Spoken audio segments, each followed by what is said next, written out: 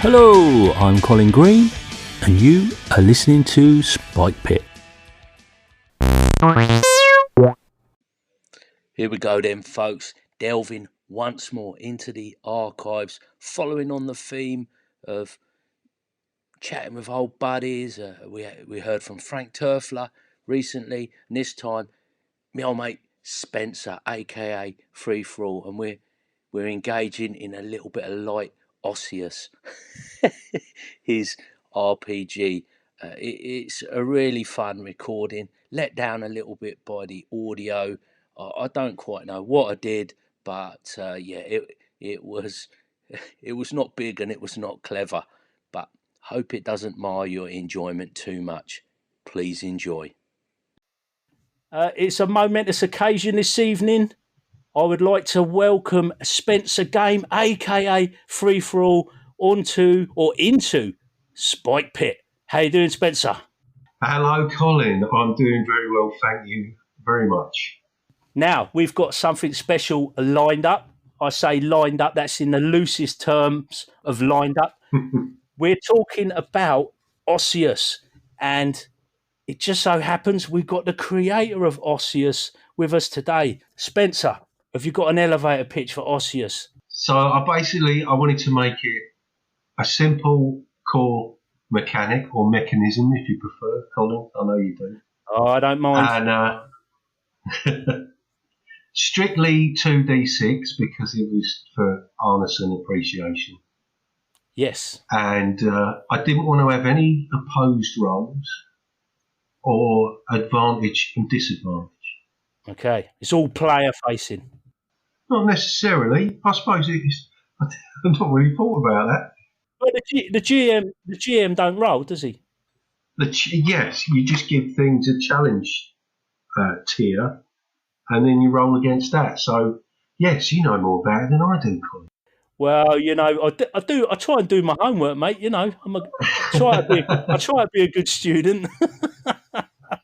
Well, this is when you find out I haven't play tested it. So, well, we're about to put that to an end. What people will not be expecting, and I know they won't be expecting it, is we are not gonna tell, we are gonna show. We are gonna show this evening, and we are gonna jump straight in with some character generation. Right. So this is quite interesting. So it's 2d6, like you say, to generate the stats, and you've got a little table there.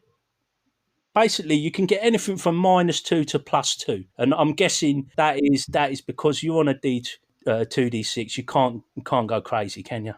No, exactly. You've left it open for the stats. Now, this is quite interesting. So, when I first read this, I thought, well, there's a little bit of work for me to do straight out of the gate there. Right. So, what is your favourite stat array? I mean, you've done this obviously so that it can apply to different genres, and you can gear it up for whatever you want. What are we going to go for? Yeah. I suppose when I first sat down to do it, I did have the basic 6 stats. After kind of working through that, I thought to myself, well, actually, they could be anything. You could have any number of stats. You could have 3 stats. You could have 1. Because it's you can go plus or minus, and I wanted to keep the sort of random generation rather than point by. So should we go for the basic 6?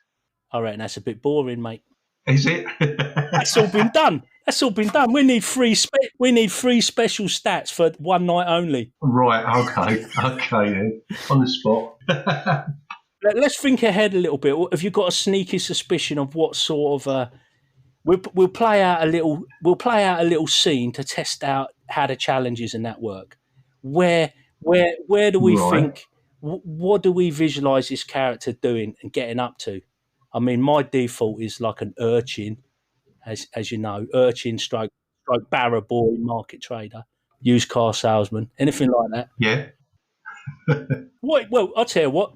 You like Into the Odd. What is that? What is the 3 in Into the Odd? It's what is Into the Odd? Like there's 3 stats, isn't there? So there's.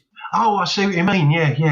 Sorry, it's it's strength, dex, and Well, it was charisma, wasn't it? But I think he changed that to Yeah, he changed that. will. Let's go with Will. That'll do me. Yeah. Let's do I that. think it might have been Will, and he changed it back to charisma. But Oh right, yes, you're right. I'm gonna roll, Spence. You're going to roll, right? So it's 2d6 straight down the line. We're rolling for strength now. Here we go. Oh, a 9. That into. Oh, I got +1 in strength, Spence. +1, lovely. +1. Yep. Dex. Ooh, bit of a clumsy fella. Oh dear, -1. -1. Right.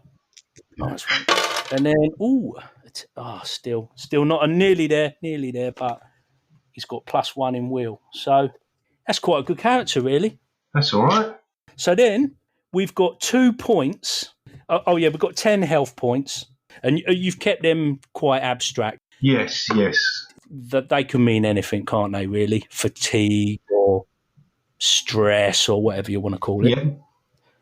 But then, so the qualities is important in your design, aren't? Well, yes. I mean, that's very much sort of lifted from, I suppose, Barbarians of Lemuria. I think, isn't it? It uses qualities like that. Or maybe I'll get confusing myself. Or I think probably Rhesus is probably closer with the cliche. Yeah. So when we make a challenge roll, we're going to be taking 2d6 plus the stat plus a quality and plus an item. And when you're talking about an item, is that just going to be like you've either got an item or you've not got an item? And if you've got one, it's +1. You've been well informed there by Tunnel Goons, I think. Yes, yeah, exactly. Yeah. There's another game I ripped off. Yeah. I think that's a great little mechanic they used there. Yeah, very nice. So I've got to come up with a couple of qualities. Yeah. So he's a cheeky, chirpy, crafty Cockney character. Of course, you've never done that before. Is cheeky and chirpy, or is he crafty? He's cheeky. He's cheeky. Can that be a quality? I reckon it can, can't it? Yeah, it could be. Yeah. Chirpy's more of a disposition, but I don't know. It's cheeky and crafty. Cheeky and crafty, nice. Well, I'm going to call him Oliver. Got to really. Well, no. That's rubbish, innit? Oliver, Dodger. Fair enough. What am I on about? So Dodger. But traditionally, I should probably call him Spike because I call quite a few of my characters Spike. I don't know if you can figure out why. Come on, let's go. Let's go with Spike for luck. Spike got killed. Right, we'll go with Spike. Now, what is Spike? What's Spike carrying? What's he got on him?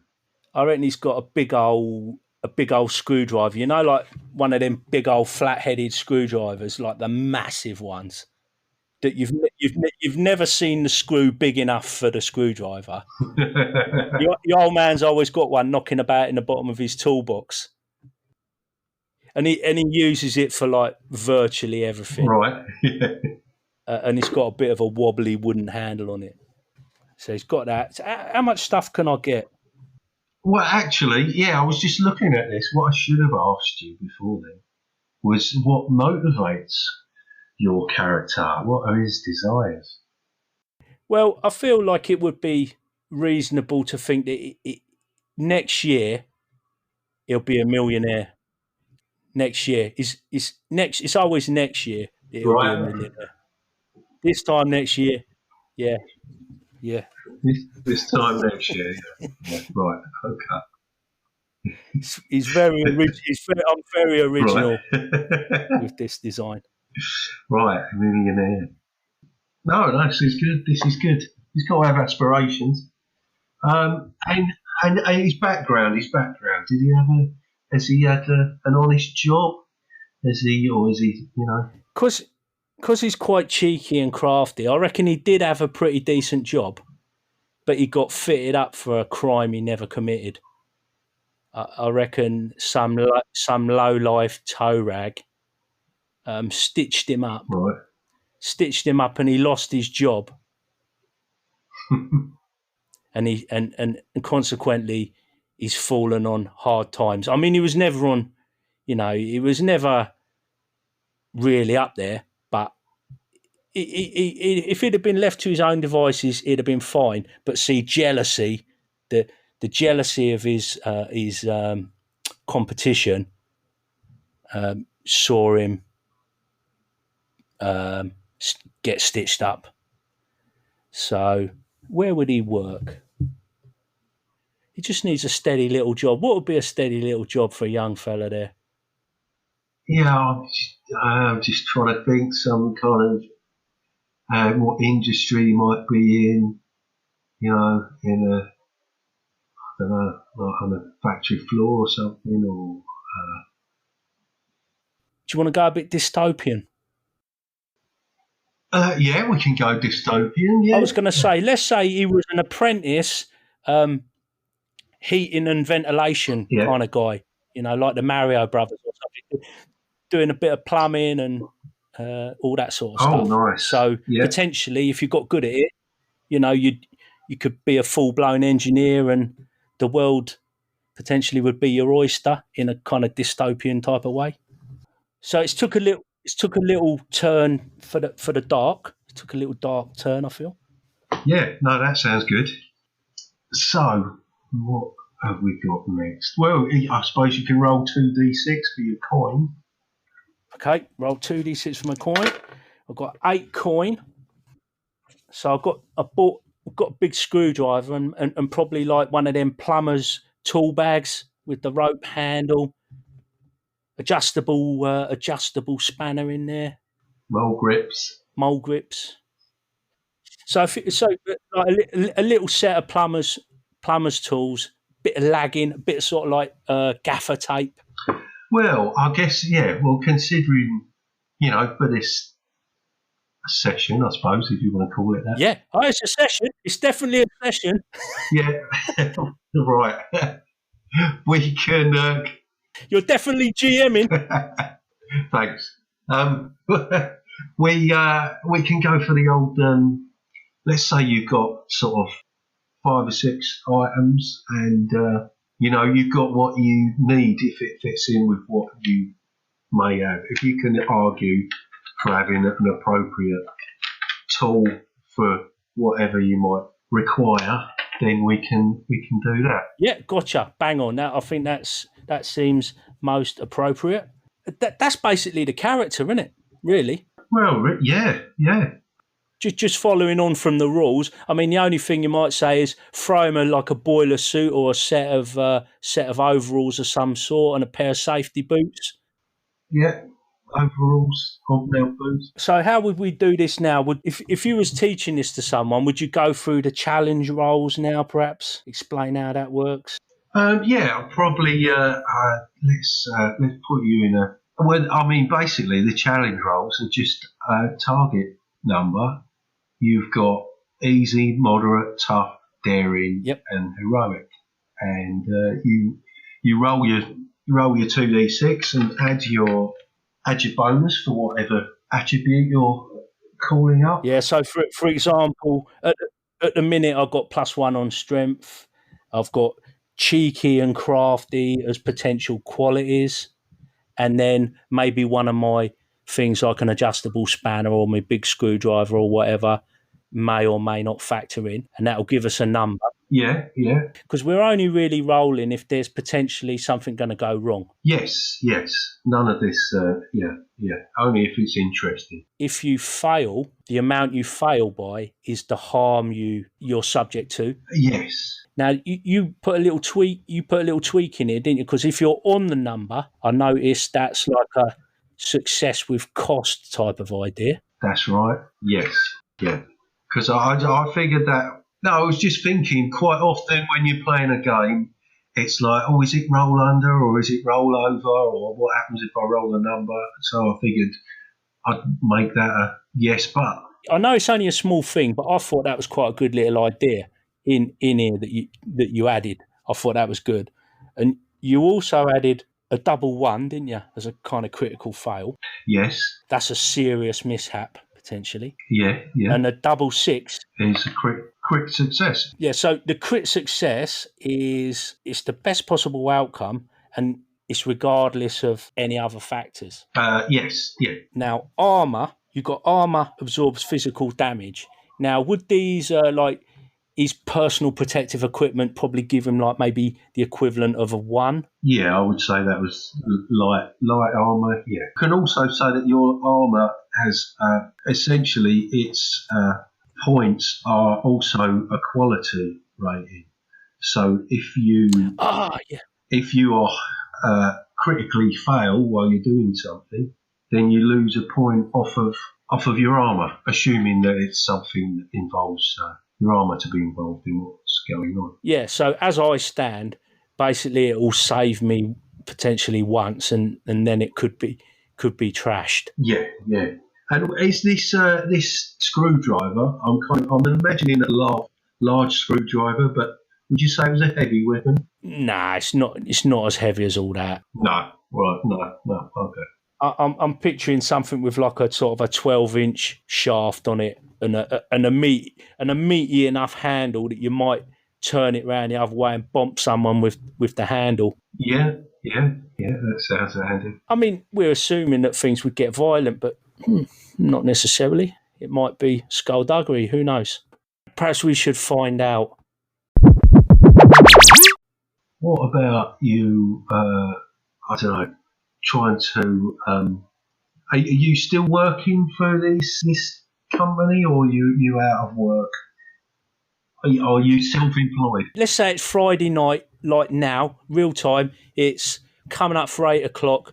At 5 o'clock, I got the news. Don't come Monday. Right. Ah. Don't come Monday. We don't want your sort here. We don't want your sort here. Okay. So you think there might be something underhand going on that's caused you to end up in this situation? Yeah, I mean, this has come as a bit of a shock, I reckon. Right. I'm like, what? What you know? What do you mean? What, don't come? Don't come Monday. I ain't done nothing. I ain't done nothing. Working. I'm working hard. I do everything I'm asked to do. You suspect anyone's got it in for you at the firm? Well, you see, I mean, it's dog eat dog, innit? Everybody's sort of scrabbling for a few coins to take home to their old mum and the family. So it could be any of the other apprentices. I'm thinking, they just want to get a leg up and get onto being like, an improver, get a step up the ladder. Right. And of course, I've been in well with a boss, probably that old Gaza. Right. I just wonder if there's anything you can get on Gaza, or maybe find out, what he said. Yeah, I mean, I could put a few feelers out. I feel like probably I should. He's a cheeky.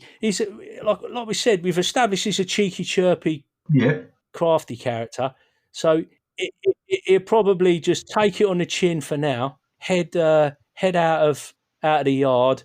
Probably not go home because he don't really know what to say to anybody back home yet. Go to some sort of hangout where maybe all the apprentices and some of the younger fellas kind of hang out in this dystopian kind of place. Right. Well, let's say it's it's like a sort of a bar pub place called the Fly Bottle Inn. Yeah. So down at the Fly Bottle Inn, I'll go in there.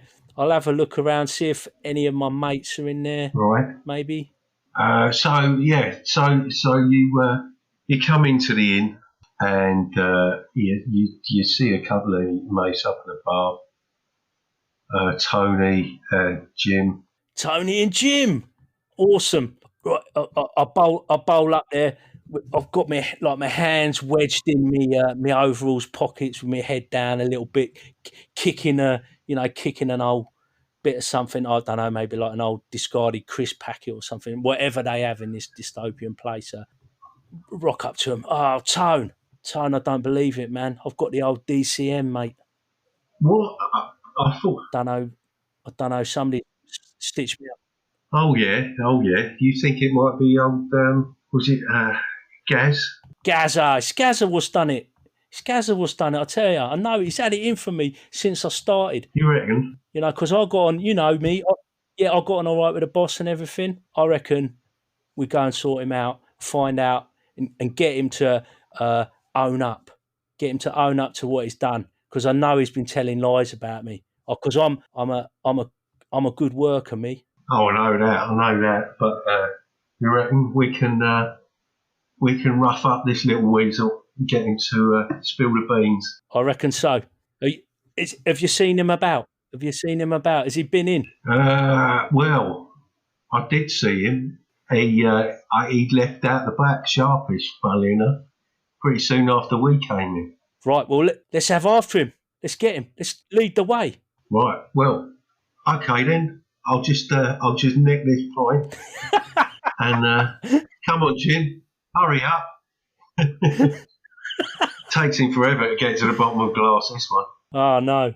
Time's wasting. In the meantime, Gaz is showing a clean pair of heels down the sort of like the steamy pipe ducts and winding necropolis or whatever. Right. Well, yeah. Do you want to hightail it out the back then, and hope that Jim and Tony are hot on your heels? Yeah, definitely. Right. Well, let's do that. You push open the back door. And directly in front of you, you've got a set of stairs leading up. Is it a set of stairs with like a couple of handrails down, so I can do that thing where you don't walk down the stairs, you just you jump on the rails and slide down with your... Well, yeah, except the stairs are going up. So, right, well that ain't going to work. You can try that, but you'll fall on your backside on it. Okay, so that don't work. So we'll pile up the stairs. Right, yeah, they're with you. So, you come up the top of the steps and you look across. There's kind of like, what would have been a pub garden, but it's just a bit of like old wasteland. Not much good for anything now. You can see there's like a fence, and you can see Gaz standing there chatting to someone. You can just see him underneath the lamplight. I bet he's laughing. I bet he's laughing and gloating over his shrewd little ploy. He hasn't seen us. No, he hasn't seen you yet. No. Right then, I want to sort of like sneak up and try and get up to him without being noticed, because I'm crafty. Well, do you want to give me a roll? Just to see if you spot anything while you're sneaking up. So my dex is -1, and I say, that's like stealth is not my thing, but I'm a bit crafty, so probably that probably evens out. Evens it out, yeah. Well, this is the area you're walking across is, it's not particularly well lit, so it's going to be kind of a moderate trying to get up to him. So you've taken so just going a little bit meta at this point, you've taken the environmental conditions to make your difficulty. Yes, yeah. There's nothing to hide behind, but it's not particularly well lit. So moderate, is that an 8? Was that an 8 or a 10? That's an 8, yeah. Right. Oh boy, I rolled a 3. Oh dear. Well, he spots you. You're doing your best to be stealthy, but Jim and Tony are kind of having a bit of a laugh behind you, pushing each other, and that they haven't even seen that Gaz is up in front of you, so they've kind of blown it for you. Oh man, I need to pick my friends a bit more carefully in future.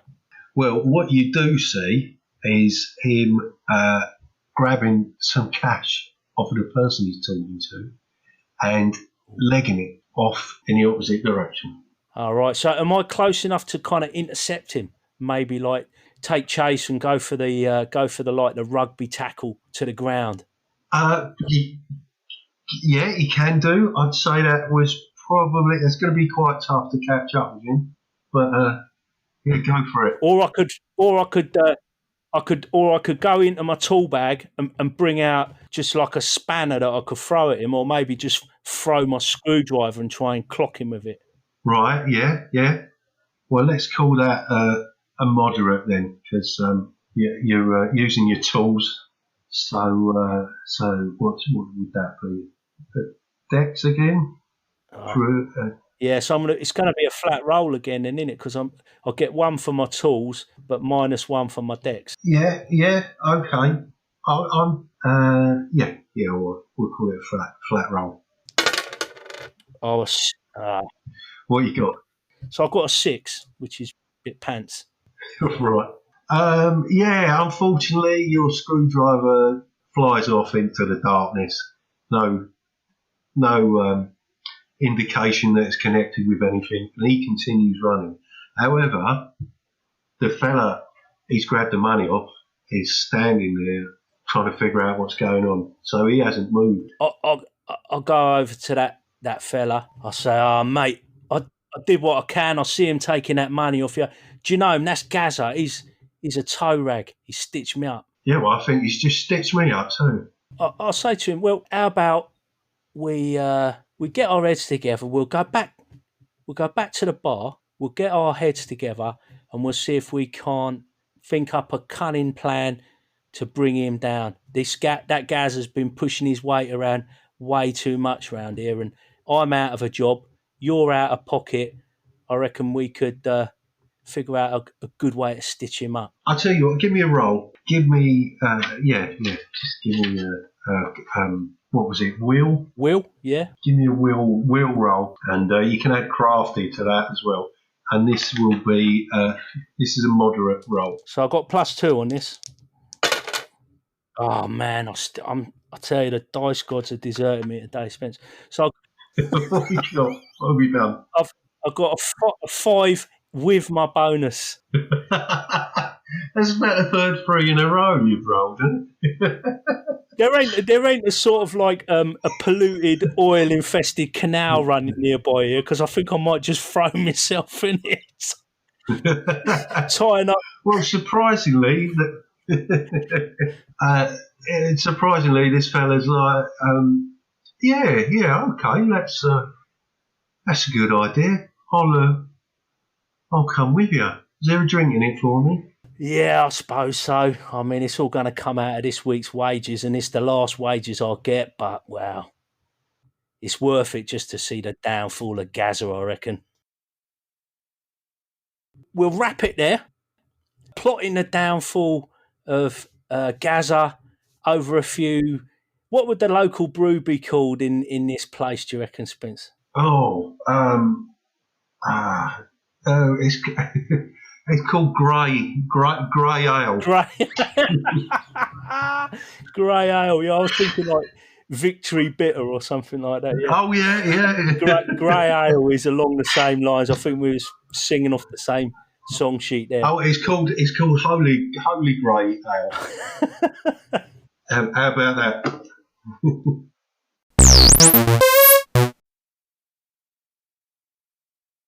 It was awesome to give this a little spin out. Just trying to do something a little bit different. I mean, I appreciate this evening is quite a stretch just to come up with something on the fly. Well, I hope that was all right for you. You get a flavour of it. You get a flavour of the design. Hopefully, people will find it enjoyable. Hopefully, you enjoyed doing something a little bit different. I'm quite interested to see where that would have gone. Yeah, I just hope you got something out of it. Oh yeah, definitely, man. It was it's quite a conceptual thing I wanted to try. Just kind of an idea I wanted to try out. I just would like to, thank you for joining me. Thanks for giving it a whirl. No, thank you for putting me on the spot. I feel like you can at least say that you've had a pop at GMing. I mean, even if it's only for a few minutes, I felt like you just kind of getting your feet under the table a little bit more. I reckon maybe another 20 minutes and you'd have been like well away. I don't know what you think. Yeah, possibly. I mean, I was certainly sitting here thinking, I wish I'd made some notes or something, you know what I mean? In the sense that just coming up with names for things and stuff. But Yeah, that was interesting. I kind of I appreciate you doing that, Colin. That's yeah, yeah. No worries at all. Yeah, man. I just weren't sure if you'd be up for it or not, and I'm really glad you give it a go. I thought it was fun. Yeah, yeah. Thanks for coming on, Spence. No, thanks for chatting. But yeah, really appreciate that. No worries, man. You have yourself a good weekend, Spence. All right, take care. Bye.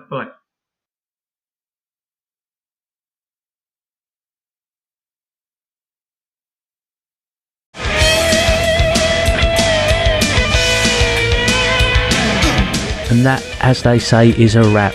Big thanks goes out to you, the listener, for taking a bit of time out of your day to listen to Old Spike Pit. Take care, and I'll catch you later.